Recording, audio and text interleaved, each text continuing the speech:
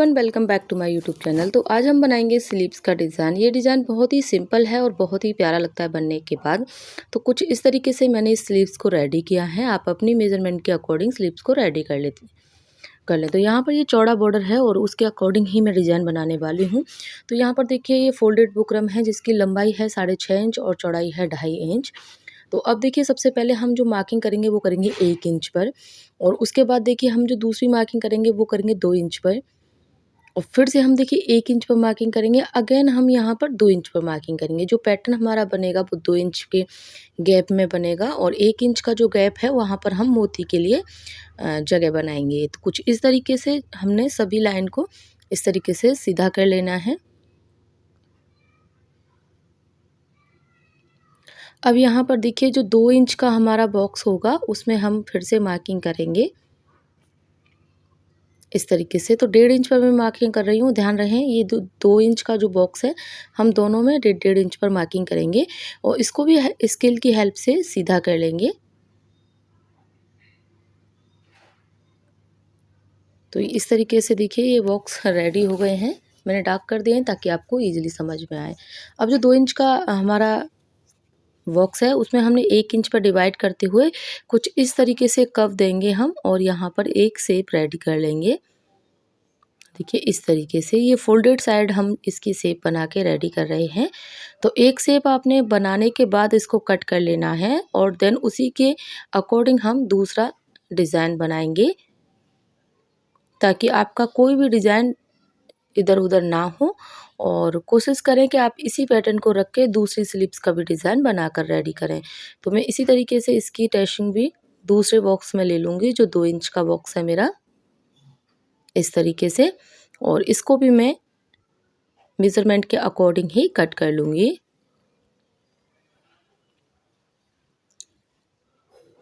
देखिए इस तरीके से।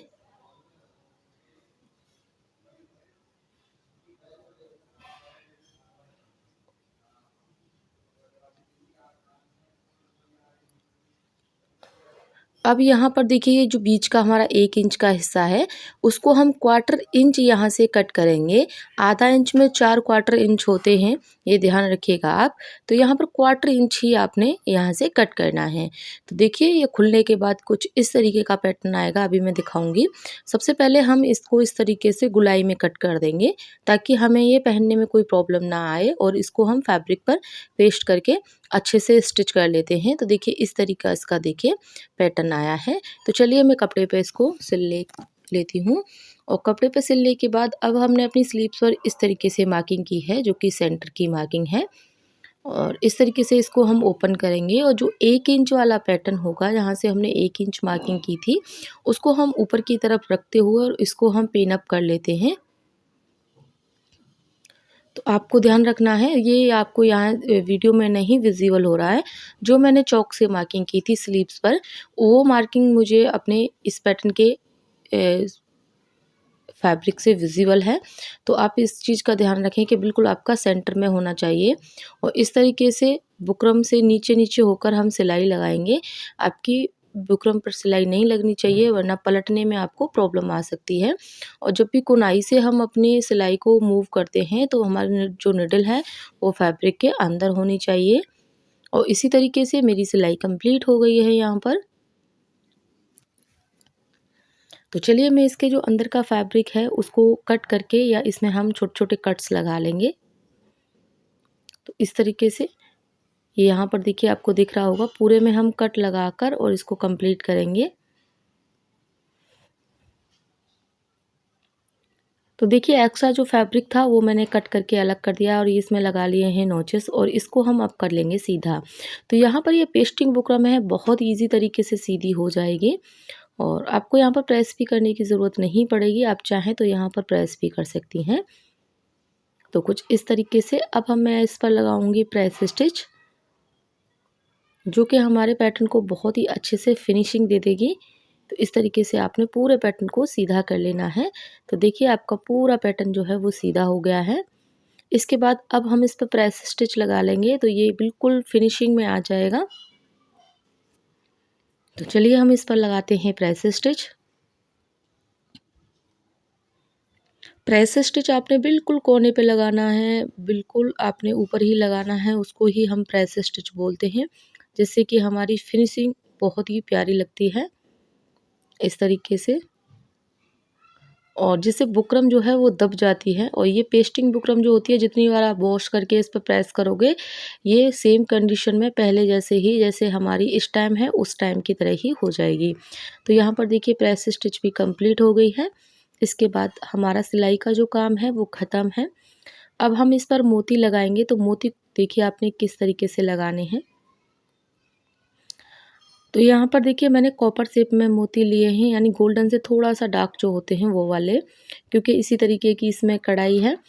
तो इसमें मैंने 4 लेयर थ्रेड डाला है, और इस तरीके से हम मिडिल जो सेंटर पॉइंट वाले ये जो मोती लगाते हैं, हम इस तरीके से लगा रहे हैं। तो ध्यान से आपने देखना है। फिर से मोती में हम अपने थ्रेड को लाएंगे। इस तरीके से हमारा जो धागा है वो मोती से दिखता नहीं है। देखिए इस तरीके से बहुत ही अच्छी तरीके से हमारा जो मोती है वो लग कर रेडी हो जाता है। तो इसी तरीके से मैं 3 और मोती यहाँ पर लगा के रेडी करूँगी। तो यहाँ पर देखिए टोटल मैंने 4 मोती जो हैं वो लगा के रेडी किए हैं। तो यहाँ पर अगर आपका जो गैप है वो थोड़ा-सा और बड़ा है, तो आपके और मोती लग सकते हैं, या फिर आपके जो मोती हैं वो छोटे हैं तो भी ज़्यादा लग सकते हैं। ये 7 mm के मोती हैं। तो यहाँ पर अगर आपके 8 या 9 mm के मोती होते तो आपके 3 ही मोती यहाँ पर आ पाते। तो यहाँ पर मैंने इस तरीके से देखिए मोती लगा लिए हैं। देखिए एक मोती मैं यहाँ पर भी लगाना बताऊँगी, तो कुछ इस तरीके से आपने मोती को लगाना है। तो जैसे हमने सेंटर में मोती लगाया है उसी शेप में हमने इस तरीके से मोती लगाना है, और मोती में आपने 2 से 3 बार थ्रेड को इस तरीके से क्रॉस करना है, ताकि आपका जो मोती है वो अच्छे से पक्का हो जाए। सिलाई जो है वो अच्छे से पक्की रहे, धुलाई करते समय आपका ये मोती जो है वो निकले नहीं, वरना आपकी जो डिज़ाइन है वो बेकार हो जाएगी। तो कुछ इस तरीके से मेरा ये देखिए मोती लग के रेडी हो गया है। मैं बैक साइड में जाकर इसको फिनिश कर दूँगी, और इसमें नॉट लगाकर थ्रेड को हम यहाँ से कट कर लेंगे इस तरीके से। तो देखिए इसी तरीके से हमारे ये जो 3-3 कोने हैं इन पर मोती लगा के रेडी करते हैं।